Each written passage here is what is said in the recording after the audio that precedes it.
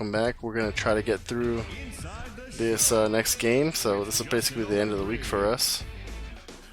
Zach Gallen versus Herman Marquez. We're at the Reds today. Quick counts on. We'll do open and overcast. Zach Gallen's up. Our bullpen's a little taxed. Let's get Carson in here. Let's get Puig in here too.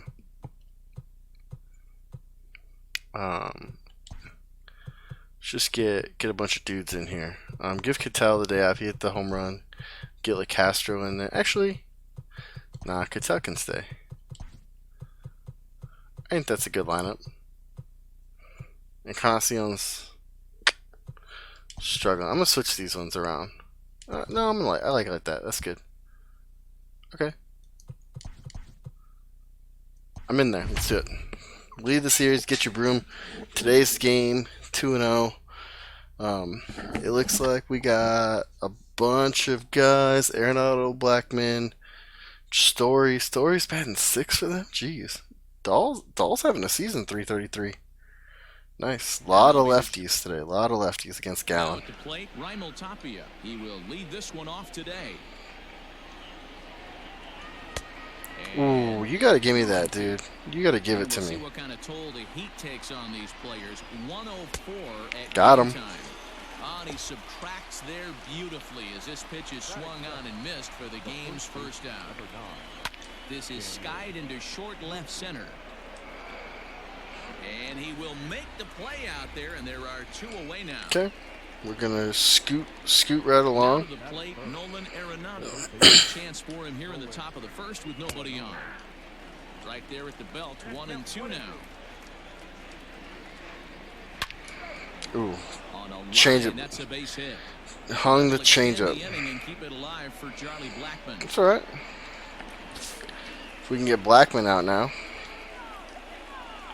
then we'll have gone through the most dangerous hitters. Skied in the air to straightaway left. Peralta's under it, and he makes the catch. So Peralta's going for the home run record this year. He'll lead things off here in the bottom half of the first. Takes this the other way to right. He lays out for it. Ooh, that's a triple. Pull it in. That's a triple, easy. Around second now and headed for third. They just didn't throw home. And he is into third with a leadoff triple.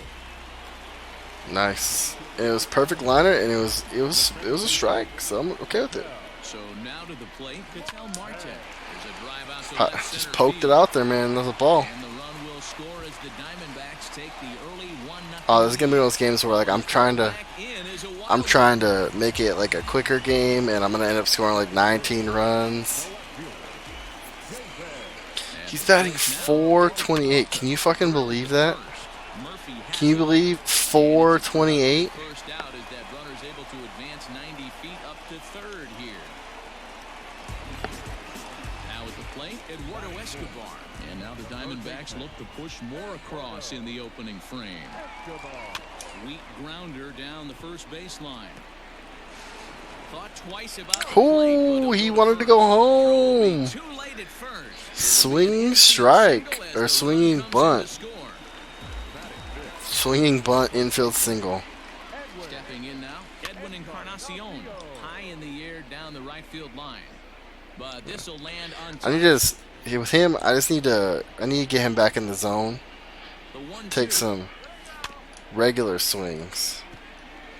Because I'm discombobulated. But the pitcher went to breaking ball, and the hitter just fouls that one off.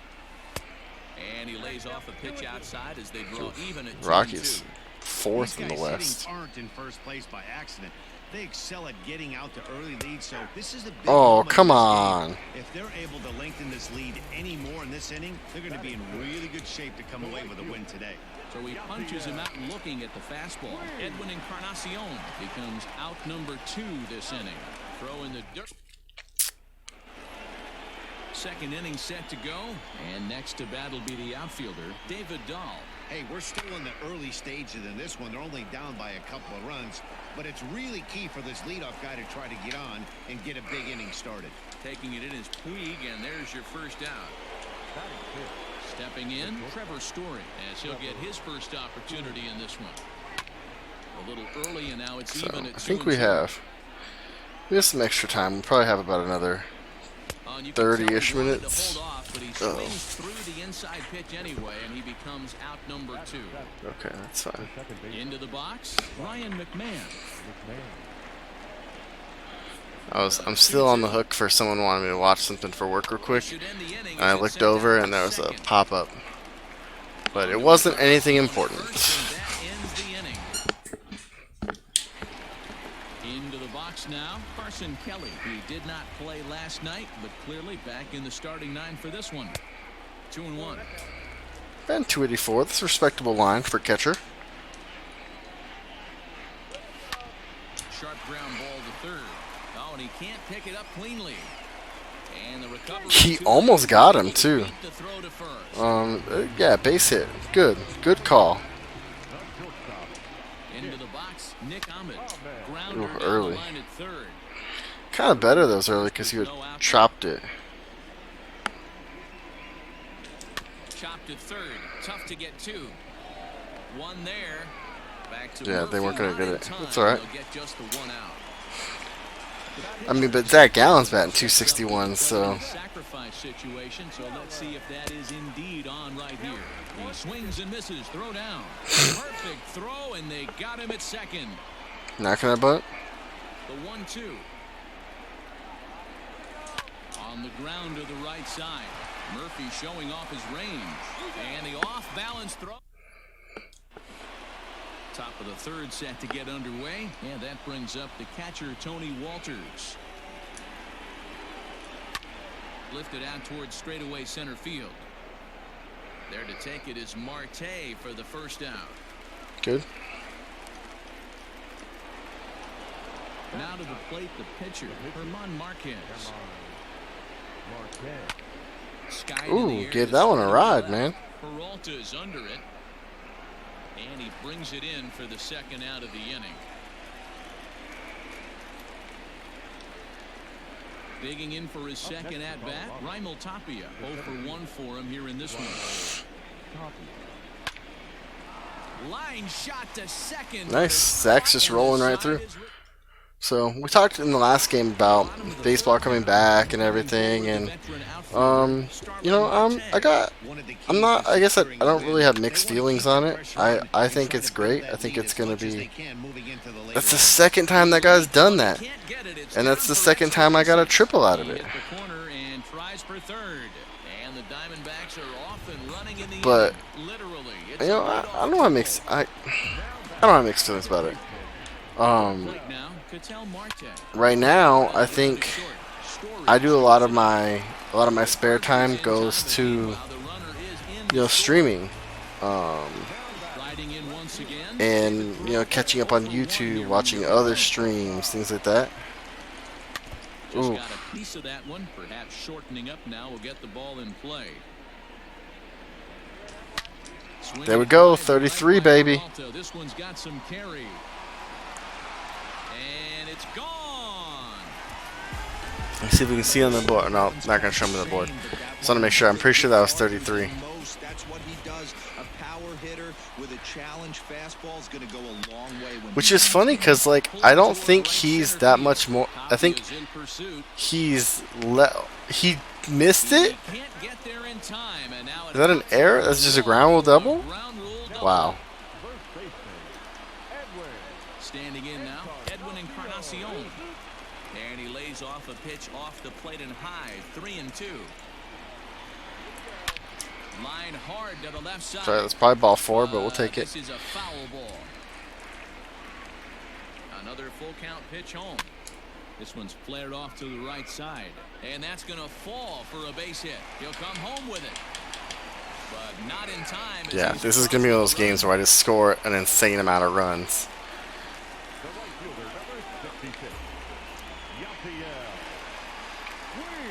In now, Yasiel Puig. Fly ball out toward left center field. Gall's in pursuit. He gets there. I thought I was going to cut down. The second out of the inning. Now at the plate, Carson Kelly.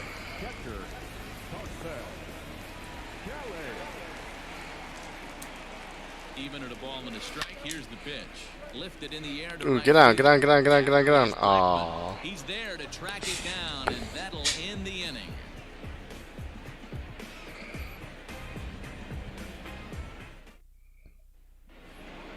Striding in for the Rockies, Daniel Murphy. He flew out in his last at-bat. Lots of baseball left in this one as we're still early on, but you don't want to fall too far behind. They're already down by a bundle, and one of the things you want your leadoff guy to get on and set the table for the big boys to start driving in some runs. Liner All right. second. A leap, but he can't bring it down. Ooh, Base that's hit. well, that's all right. We're good. We're good, and now I'm off the hook for work. So, Into the box. I guess I don't really talk about what I do for work that often, but I still say, like, I still tell you guys, you know, like, I do work and everything. So I work for a company that does Way out toward right field. software Taking it for is Puig, and there's hospitals. your first down. We run a what's called an LIS, which is a laboratory Next is information number system, 4 batter for the Rockies, Charlie and comes into this at-bat 0 for we 1 offer in the a ballgame. number of Pops products, this one up, just beyond the both infield for on the right like side. a Takes charge a out normal there. He lab, stays like with if it you for have the blood second work you out. need to get done, like if you have to So do it's like a a runner at first with 2 like if gone. you have to figure out what type of blood you have, Next will be the outfielder, you'd order David like a Dahl. what's called a type and screen, which gives you your 2-1 blood to type, David Dahl. and some other information. If like, hey, we're sick. Swinging a ground ball to third. To Marte at If you're second sick base, and you that's need where to the know inning like how many comes to white a blood close. cells you have, they send the blood down to the lab, and the lab does all that. So what our equipment does, what our software does, is it stores your information, like your patient information, and then also stores all the like handles all the orders and results for electronically. So like we get an order in for like your blood order or whatever, and then the lab tech looks up the order in our system and can then enter results or run it through whatever machine, like whatever machine it needs to run through. I'm trying to be as simple as possible. And then one of the other things we work with, what I work with particularly, is a pathology system. So same concept, but with pathology instead. So if you don't know, like if you go to a doctor and he's like, hey, this mole looks bad, you know, we're going to take a biopsy of it. We're going to cut a piece off, and we're going to send it over to get looked at and make sure it's not cancer or something. So then what they do is they Brilliant call to pitch out, and the inning is over.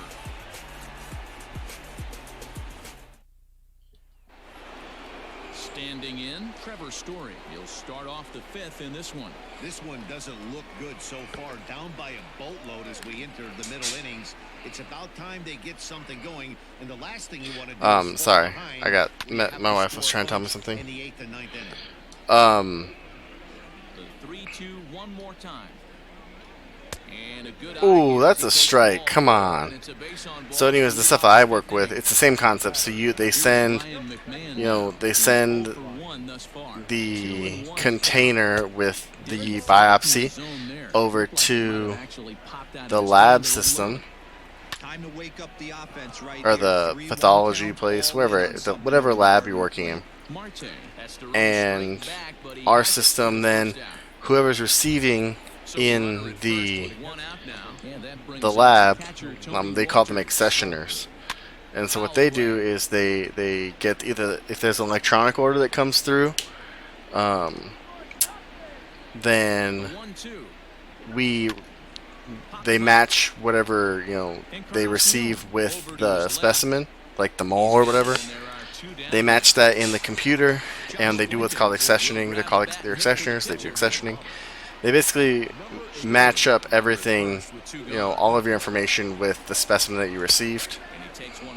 Sometimes there's a barcode that they scan this to verify. Sometimes it's by hand. It depends on the lab. It depends on the size of the lab. Things like that. So I deal a lot with the inbound order, like the software that does the inbound orders and the inbound, we call them ADTs, it's admits, discharge, and transfers, and they're just patient information messages. So I work with that a lot. Gets down, the inning And then, oh, continues. come on, man. Oh, and he can't come up with it. Story rounds third and is digging for the plate. He will I don't know what score, that guy was doing. and the deficit is cut to 4 now. But, so I work with that. And then, At the plate, I don't work too much with the next steps, which it, well, I guess I kind of do. So I mostly deal with the messages coming in and out. So like, I say messages, you probably don't know what I'm talking about, but our software has to communicate with other softwares. So if you have, the way you determine that a specimen, like your mole, is cancerous or not, is that you put some chemicals on it. Those are known as stains most of the time. Sometimes they're like reagents and you see how things react, but most of the time they're called stains. And so there's a lot of other stuff that goes into it. You probably don't care that much. You care more than, maybe we'll talk about it another time. If you leave me some comments that say you want to know more. But basically, you have this specimen that they've sliced up into small pieces, and then you add this with a stain to it, and then a pathologist looks under the stain at that stain under a microscope and looks at the way that the cells of your mole react to the stain.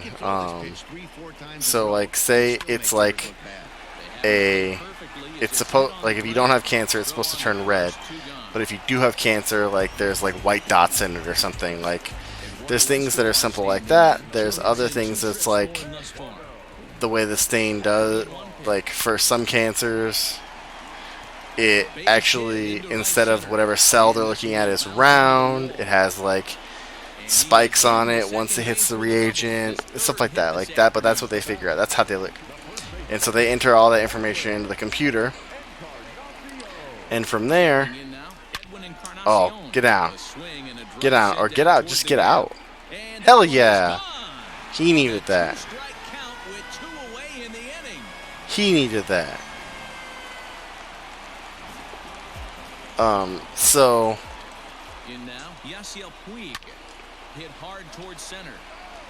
they enter that all into the machine, and then the report that they put together based on whatever their findings are, I also deal with getting that out of our system and back to.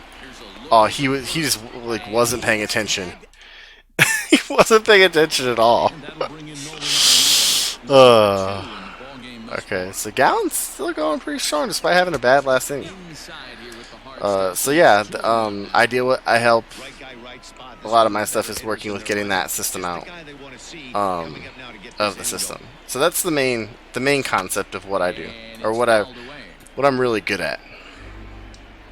We also offer another product that's very similar. Honestly, even I sometimes have trouble telling the difference between what the differences are between the two products, because to me they're basically the same thing. They're the same exact thing, it's just they work differently.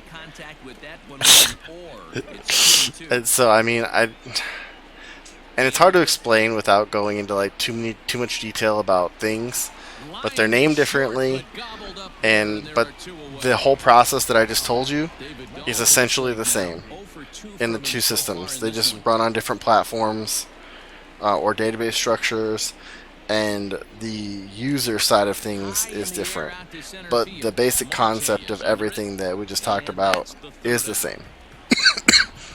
So with the first product, the way we do things is split up into different teams. So we have a systems team that builds like the server that's on. You run like a Windows server, a Linux server, whatever that is. They build that out for the database and like the servers that we need to run our software on.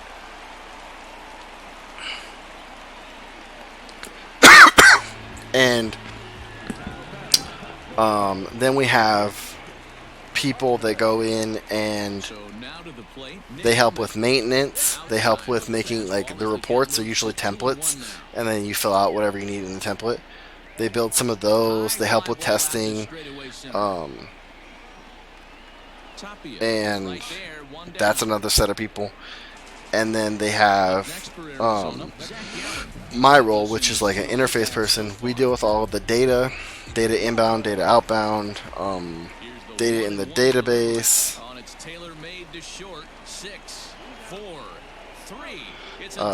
So we deal with all of that. Seventh inning ready to roll, and in to hit next, shortstop. So this other product, which I'm starting to work on, I've learned. I'm out of the training phase, but I mean, there's so much that goes on with it that I'm still learning every day. But that one, there is the interface part of everything, like my role for that I do for the other product. That and the systems person are the same person in this. So with this other product, or the second product, it's not just like dealing with the data coming in and out. It's also setting up the database and installing all the software and making sure the software works and all that. A lot more technical stuff in terms of like how computers actually work. Like we do faxing through a fax line, so we have to make sure that like they obviously the hospital sets up their fax line on the server, but then we have to make sure is the service that's connected to the service on the machine, is that running correctly? Is it configured? There's all these like technical details about computers that I hadn't done a lot of work with previously. So like now I'm having to learn all this stuff, and it's a little difficult. You're not thinking about, even a couple of years ago when I got hired, when I started working on some of this stuff, I never considered, and some of this is probably some of this might go over your head if you're not into computers, but like IPs and ports, and the host connection versus a client connection, like stuff like that, like. Never considered any of that stuff, because my degree was all about programming. It wasn't about computer hardware or computer networking or anything like that. So having to kind of learn this stuff on the fly, or even just get into a position where you have to think about it, like investigate it, because we're not connecting, or this firewall's not working for this, or I'm getting an error when I try to open this program, like open this application, because it can't connect to the database. Like that stuff for me isn't stuff that I ever learned in school, which is probably my fault. I probably just didn't take the right classes. But like my degree is in information, so it's in programming and information. So what I would do is I code for data. Which is kind of what I do for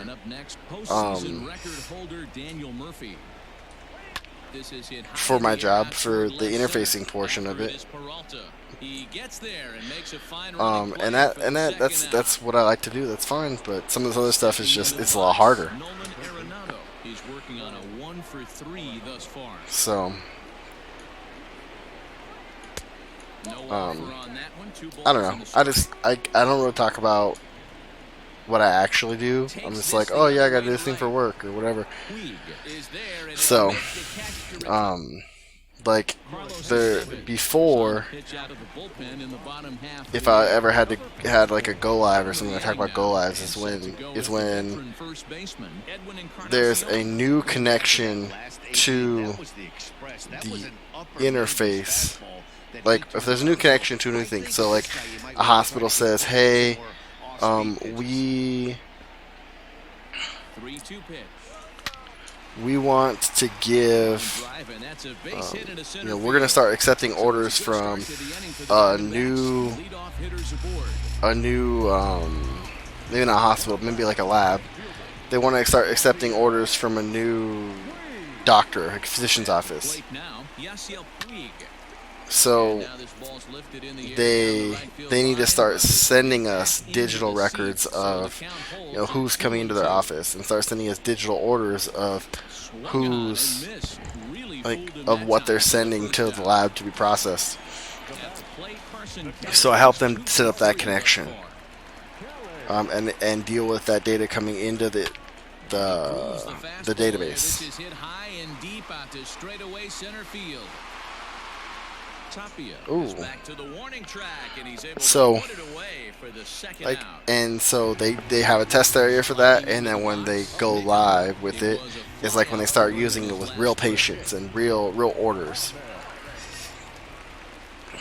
Oh, they have him And so I would enable all of that in their production area Silly with that one. during go live.